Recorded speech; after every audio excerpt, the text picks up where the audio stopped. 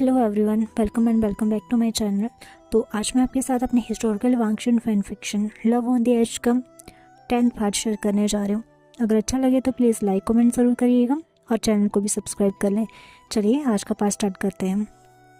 तो last part हमने छोड़ा था जहाँ हमारे वांगचुन के बीच एक हीटेड आर्ग्यूमेंट हो जाता है जिसमें उनका गुस्सा, पेन, नाराज़गी सब होता है। अब आगे मॉर्निंग में क्लाउड रिसेस की मीटिंग हॉल में एक इंसान जो घुटनों के बल बैठा हुआ था और उसके पास एक खड़ा था। तभी उस मीटिंग हॉल में मौजूद लैंड एल्डर सीनियर कहते हैं, इसका अपराध बताओ। तो वो खड़ा पर्सन जो हमारा वांगजी है अपना कोल्ड फेस लिए कहता है, इसने रूल तोड़ा है। ये 2 बार गुस्सों में रात के समय 7 बजे के बाद एंटर हुआ है। पहली बार मैंने इसे रूल बताया था, लेकिन दूसरी बार जानबूझकर इसने सेम ही गलती की है। मीटिंग में मौजूद सब वांगजी को देखते हैं। ये पर्सन जो मुश्किल से एक लाइन बोलकर पूरी बात खत्म कर देता है, आज इतना डिटेल्स में बोल रहा है।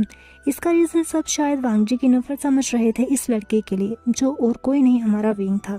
इस पर लैंड एल्डर कहते हैं कि तुमने पहले क्या सजा दी थी इसे रूल तोड़ने पर। वांगजी रिप्लाई करते हैं कि मुझे मौका नहीं मिला। लैंड एल्डर हम करते हैं और विंग की ओर देखकर कहते हैं, जब तुम्हें बताया गया है कि रात को 7 बजे के बाद गुस्सों में एंट्री मना है, फिर भी तुमने ये रूल क्यों तोड़ा? पहली बार अनजाने में गलती हो सकती है, लेकिन दूसरी बार जानबूझकर तुमने ये रूल तोड़ा, यानी कि तुम हमारे क्लैन की इज्जत नहीं करते हो। इस पर विंग कहता है, लैंड एल्डर, मेरा लैंड क्लैन की इंसल्ट करने का कोई मंशा नहीं थी, बस मुझे ये रूल कुछ समझ नहीं आया। वांगजी विंग को साइड आइज से देखता है। इस पर लैंड एल्डर कहते हैं, तुम्हें क्या समझ नहीं आया इसमें? विंग कहता है, अगर इंसान को अपने ही घर लौटने के लिए समय का ध्यान रखना पड़े, ऐसे घर का क्या फ़ायदा? इंसान को काफ़ी काम होते हैं जिसकी वजह से कभी कभार वो लेट हो सकता है, लेकिन ऐसे रूल में वो अपने घर कैसे लौटेगा? कहते हैं कि घर में सुकून जो मिलता है वो दुनिया के किसी कोने में नहीं। जब इंसान थका हारा होता है तो सुकून पाने के लिए वो घर ही लौटता है।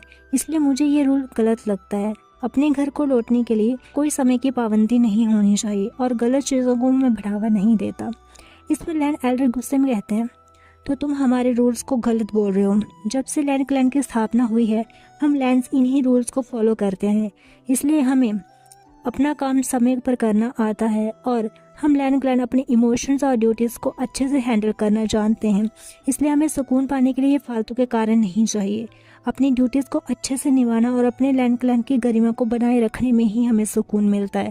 तुम में हम ब्लड भले ही लैंड का है, पर शुरू से ही तुम लैंड क्लैन में नहीं हो, इसलिए तुम्हें हमारे रूल्स की वैल्यू का पता नहीं।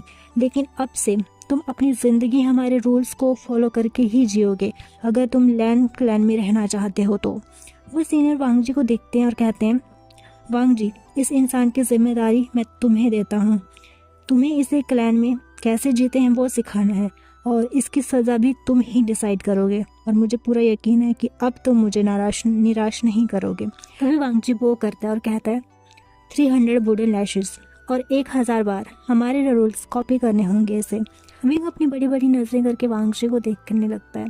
तभी सीनियर कहते हैं, अभी इसे वॉल्स ऑफ रूल्स के सामने ले जाकर पनिश करो।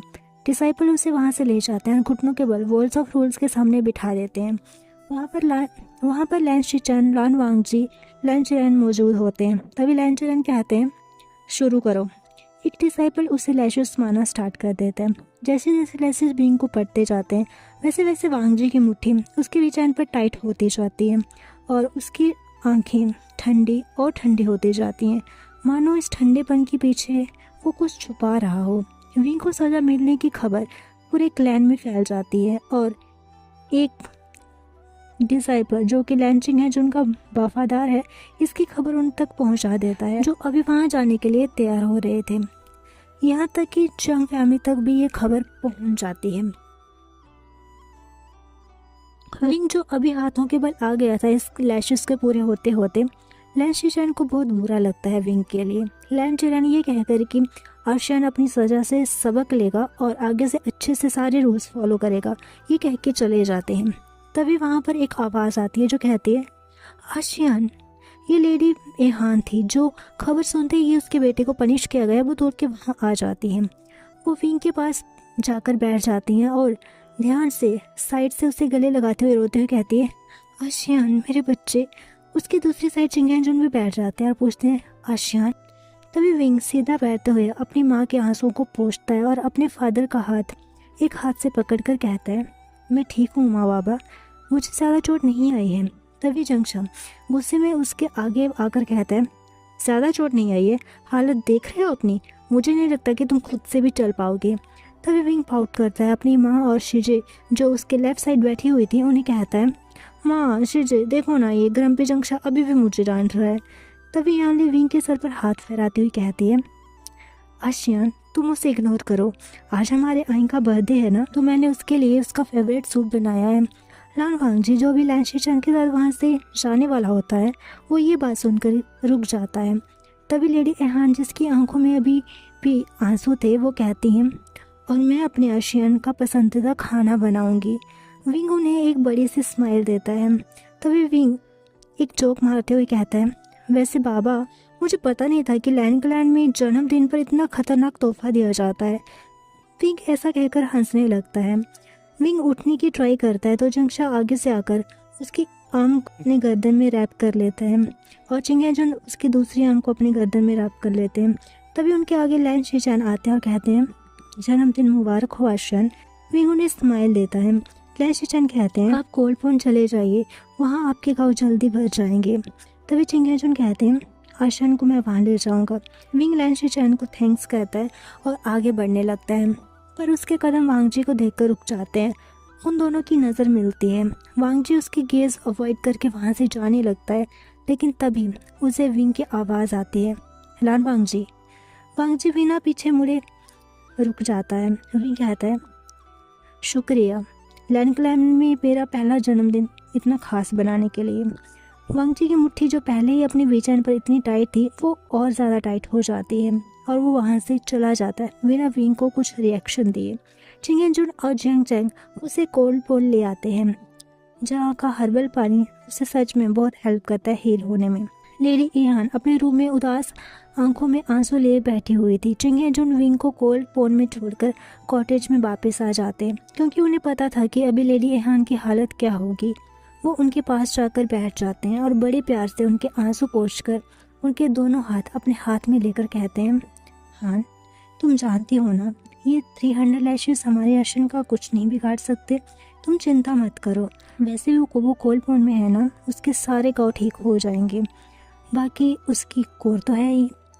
एहान कहती है, मैं जानती हूँ पर मैं क्या करूँ, चाहे ज़्यादा लैशेस ने मेरे आशियान को नुकसान नहीं पहुँचाया पर मेरे आशियान को दर्द तो हुआ होगा ना। मेरा आशियान एक आज़ाद पंछी है और मेरी वजह से आज वो। तभी चिंगेजुन उसे काटते हुए कहते हैं, तुम्हारी वजह से कुछ नहीं, जैसे तुम उससे बहुत प्यार करती हो वैसे भी वो भी तुमसे बहुत प्यार करता है। जैसे तुम उसे तकलीफ़ में नहीं दे सकती वो भी तुम्हें अकेला तकलीफ़ में देकर छोड़कर नहीं जा सकता। वो अपनी माँ के लिए यहाँ है। तुम्हें तो अपने बेटे पर गर्व होना चाहिए। अपनी उस आज़ाद ज़िंदगी को छोड़कर अपनी माँ के लिए उसने रूल्स के पिंजरे का घर चुना। इसलिए अब ऐसे रोना और ख़ुद को ब्लेम करना बंद करो। तुम्हें क्या लगता है अगर आशियान को ये सब पता चलेगा तो क्या उसे अच्छा लगेगा? इस पर एहान नाम में सर नोट करती है तो चिंगेजुन कहते हैं, तो बस अपने बेटे पर विश्वास रखो। ऐसा कह के वो एहान के माथे पर एक पैक करते हैं और उन्हें गले से लगा लेते हैं। दूसरी ओर वांगजी जो विंग को सजा देने के बाद अपनी माँ की कब्र के पास बैठा हुआ था। लैन फैमिली की कब्र के लिए ये जगह थी जहाँ लैन फैमिली के अलावा और कोई नहीं आ सकता था। वो उनकी टॉम के पास आकर बैठ जाता है और एकटक देखता रहता है। उसे वहाँ बैठे कितनी देर हो गई वो नहीं जानता। तभी उसे कोई बुलाता है, यंग मास्टर। वांगजी को पता है कि ये आवाज़ आन लिन की है जो कि उसकी माँ की दोस्त कह लो या सर्वेंट वो थी। बचपन में वांगजी की माँ और लिन साथ में रहती थी और लैनी की शादी के बाद भी उसका ख्याल रखती थी। उसके सुख में दुख में हमेशा वो उनके साथ थी और उनके जाने के बाद उन्होंने वांगजी का भी ख्याल रखने की पूरी कोशिश की। पर कुछ महीने बाद उनकी शादी हो गई तो कुछ सालों के लिए वो लैन क्लैन में सर्व नहीं कर पाई, पर कुछ सालों के बाद फिर से वो लैन क्लैन में सर्व करने आ गई और तब से वो यहीं लैन क्लैन में सर्व कर रही है। तभी लेडी लिन कहती हैं, यंग मास्टर लैन क्लैन लीडर आपके लिए पूछ रहे हैं। वांगजी नोट करता है। वो वहाँ से चली जाती हैं एक सैड साई करके। उन्होंने वांगजी का बचपन देखा है इसलिए वो वांगजी के लिए बहुत सैड फील करती हैं। उनके जाने के बाद वांगजी अपने रोब्स में से एक खत निकालता है और उनकी टूम पर बने एक सीक्रेट ड्रॉअर में उस खत को रख देता है। दूसरी ओर हमारा विंग, जो अभी भी कोल्ड पोन में था, लेकिन जिसका दिमाग पूरी तरह ऑक्युपाइड था वांगजी के थॉट्स से। कल से लेकर अब तक जो भी हुआ वो सब सोच रहा था। फिर वो सैड शक्ल करते हुए कहता है, लंचा, चाहे तुम जितना भी दिखा लो कि तुम मुझसे नफरत करते हो, पर मैं जानता हूँ कि ये सिर्फ तुम्हारा गुस्सा है। तुम बेशक आशियान से बहुत नफरत करते होंगे जब तक तुम विंग से नहीं मिले। मैं जानता हूँ कि तुम विंग से नफरत नहीं कर सकते, चाहे तुम कितनी भी कोशिश कर लो। बेशक सबने आज भी तुम्हारा सेम कोल्ड फेस देखा, बिना कोई इमोशंस लिए अपनी आंखों में, जब तुम मुझे पनिशमेंट दिलवा रहे थे, जैसे शायद बाकियों को दिलवाते हो। पर मैंने देखा तुम्हारी आंखों का वो पेन जो तुम अपनी आंखों की कोल्डनेस के पीछे छुपा रहे थे। तुम्हारी बीच चैन पर कसती हुई वो मुट्ठी जो तुम्हारे इमोशंस को छुपाने में हमेशा तुम्हारी हेल्प करती है। मुझे नहीं पता कि इस सब का अंत कैसे होगा। इतना कहकर वो अपनी आंखें बंद कर लेता है और अपना और वांगजी का एक साथ बिताया 1 महीने का वो टाइम याद करने लगता है और उसकी आंखों में से आंसू बह जाते हैं। अब हमें सीन कट करके थोड़ी देर बाद का सीन दिखाया जाता है, जहाँ एक रूम में एक दुल्हन को तैयार किया जा रहा था, पर उसके चेहरे पर दुल्हन वाला कोई चमक नहीं दिख रही थी। तभी एक डिसाइपल कहती है, मैडम लैन, आप खुश नहीं दिख रही हैं, क्या हुआ? आप तो खुश थी ना इस शादी से? तभी वो दुल्हन जो हमारी यानली है ऐसा कहती हैं, ऐसा कुछ नहीं है, मैं बस। यानली आगे कुछ बोल पाती है उससे पहले ही उस रूम का डोर ओपन होता है। यानली अंदर आते हुए पर्सन को देखकर खड़ी हो जाती हैं और उसकी तरफ जाते हुए कहती हैं, आई, तुम आ गए। तुम नहीं जानते मैं कितनी परेशान थी। अब तुम्हारे घाव कैसे हैं? तुम्हें कहीं दर्द तो नहीं हो रहा? तभी आई अपनी शीजे के प्यार से दोनों कंधे पकड़कर कहता है, बस शीजे, आपने भी माँ की तरह आते ही मेरे ऊपर क्वेश्चंस की बरसात कर दी। देखो मैं बिल्कुल ठीक हूँ। वो पूरा गोल गोल घूमकर यानली को दिखाता है। वहाँ जो डिसाइपल थे वो उन्हें बो करके वहाँ से चले जाते हैं क्योंकि यानली तैयार हो चुकी थी।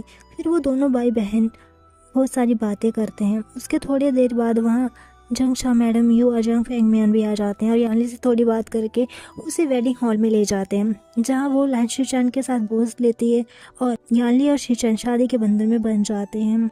लैन शीचैन और यानली लेडी एहान और जिंग हेंजुन के पास जाते हैं। वो उन्हें बो करते हैं। वो दोनों भी प्यार से उनका वो एक्सेप्ट करते हैं और लेडी एहान उन दोनों को इस नए सफ़र के लिए शुभकामनाएं देती हैं। लेकिन तभी लेडी एहान को देखकर कुछ लेडीज़ उन्हें टोन मारते हुए कहती हैं, कुछ लोग कितने बेशर्म होते हैं ना, दूसरों का घर तोड़कर अपना घर बसाते हैं और फिर दूसरों के सामने अच्छा बनने का नाटक करते हैं। वहाँ पर खड़े लैन शीचैन, यानली, वांगजी और चिरेन भी उनकी ये बात सुनते हैं और उनकी ओर देखते हैं। इस पर कोई कुछ बोल पाता उससे पहले विंग बोलता है, अधूरी जानकारी पूरे झूठ से काफ़ी ज़्यादा खतरनाक होती है और लेडी, बाकी ये चीज़ तो आपको हम बच्चों को समझानी चाहिए। और देखो, आपको ये चीज़ मैं बता रहा हूँ, कितनी शर्म की बात है ना।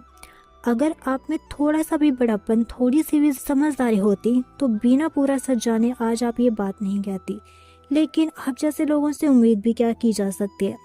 पर मैं इतना ज़रूर कहूँगा कि मेरी माँ बिल्कुल भी वैसी नहीं है जैसा आपने डिस्क्राइब किया है। अगर मेरी माँ ना होती ना तो आज जिस परिवार की खुशियों की आप दुहाई दे रही हैं, शायद वो परिवार ही नहीं बनता। इसलिए अगर कुछ पता ना हो तो अपना मुंह बंद रखिए। ऐसा कह के वो अपनी माँ के पास चला जाता है और उन्हें वहाँ से ले जाता है, सबको स्पीचलेस छोड़कर। हे गाइस, तो आज के लिए बस इतना ही। मिलते हैं नेक्स्ट पार्ट में, तब तक के लिए बाय बाय, टेक केयर।